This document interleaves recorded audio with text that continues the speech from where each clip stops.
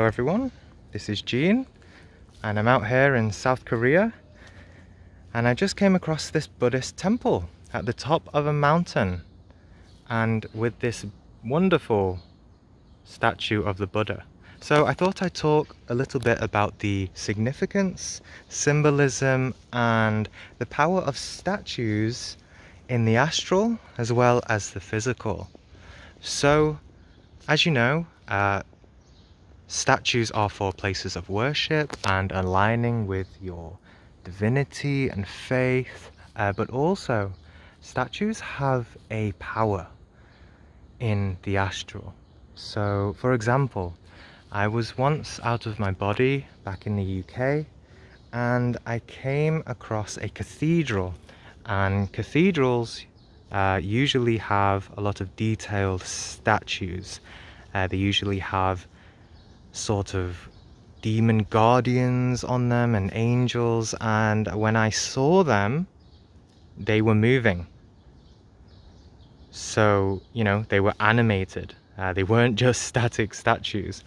I only saw them briefly, so when I came back to body, I asked my Gnostic teacher, you know, what's going on here? And he said that statues actually have a significant role in the location of where they are in the astral.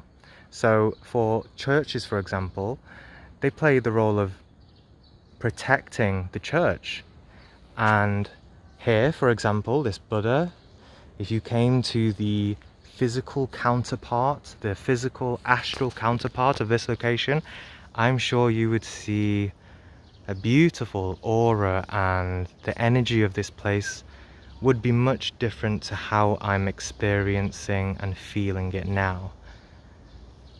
So yes, statues don't just have the purpose of being static representations of things. They sort of channel what they were intended to be, and they provide an energy to a place in the astral and the physical. So yes, that's why it's also good to have statues, little statues, and, you know, symbols of your own significance and what you value in your own home, you know, things that you spiritually value, because in the astral counterpart it will have some sort of significance and energy.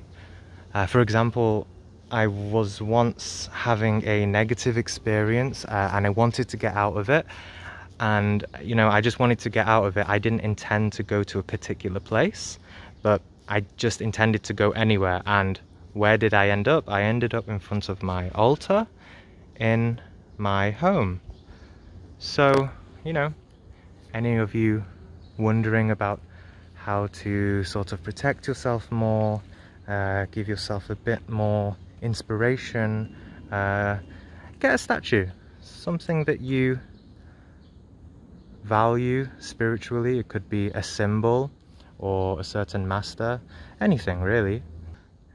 Oh, and if the video jumps, forgive me. I will probably pause it if someone comes. People come here to, you know, just pray for a bit, so I don't want to disturb them. So the Buddha, as you can see, he's got his left hand down. I'm not actually certain of that specific mudra with his middle finger. If someone knows, comment below. But generally the left hand in the Buddha is always either holding something or facing downwards. And it's at its base level, it means you know, the passiveness of life, the negative aspect of life. Not negative as in bad, but negative as in you know, yin and yang, duality, right? The feminine aspect. And then the right hand is always facing upwards, and this is a sort of sign that, you know, he is ascended and he is fearless. And And you'll see that throughout many religions. Krishna, Jesus, they all have their hand like this. And actually, that sign is a form of protection in the astral. If you ever meet a master with his hands like this, it can mean that they are kind of, it's like a universal sign for brotherhood and for greeting each other. This is how masters would greet each other, but it's also a form of protection, like I said. So if you ever see an entity in the astral, you can sorry, never seen that bird before. You can use this sign to protect yourself. The right hand is our hand of force, our side of force, and I've done this before.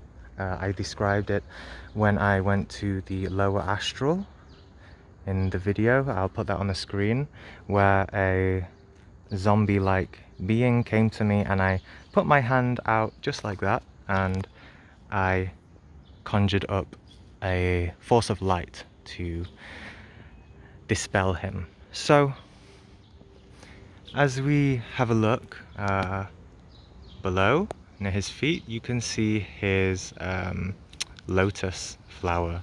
There's a lot of meanings behind this, but as I understand it, it is the lotus. So it's the petals of wisdom, of enlightenment, that blossom when our wisdom grows and our consciousness awakens, right?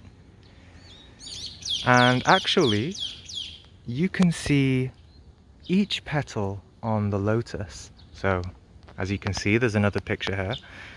You can see every petal on the lotus as a degree of awakening. Because a lot of people, some kind of delusional people, right, think that they've awakened, when actually there is so much more to awaken. They've only achieved one petal on the lotus, but Buddha, he's achieved 1,000 petal lotus. Of course, there's not 1,000 on there or on the statue, but in reality, he has something like 1,000 awakenings to get to the point that he's at. To get to the point where his aura, you see, his aura, fiery aura that's around him, is just irradiating from his body, just like in here as well. And you can see there is a aura around his body and an aura around his head. And if you look carefully, he has a sort of pine cone on his head, right? You can see it better on the statue actually. You see the little ridges and it's like a pine cone. This is also actually in Christianity and other religions, and it's to do, of course, with the third eye. And actually, if you look at the pine cone in the brain, if you look at the third eye in the brain, it looks like a pine cone. And of course, you all know what the dot is between the eyebrows, which is to do with his third eye, his inner vision.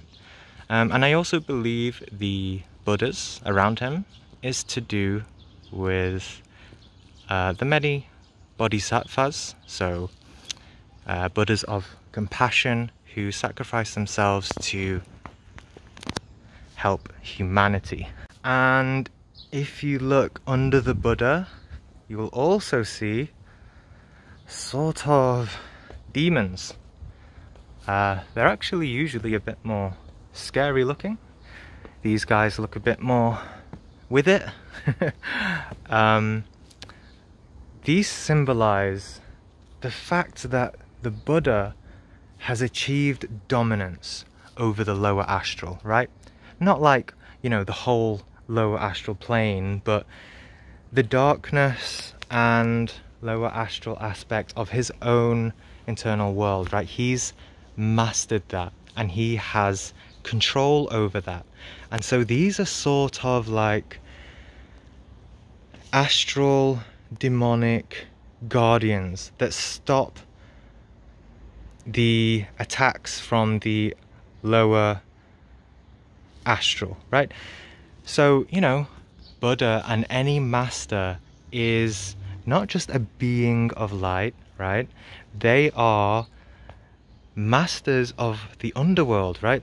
They are masters because they've mastered the dark and also the light. And that's why you see these sort of demonic entities here. Also, another possible interpretation of those 7 Buddhas or 7 bodies that are around the Buddha is that since there are 7, let's just check, 1, 2, 3, 4, 5, 6, 7, yes, these could symbolize the 7 different bodies that the Buddha has realized within himself. So that would be the physical, etheric, astral, mental, causal, Buddhic, and Atmic.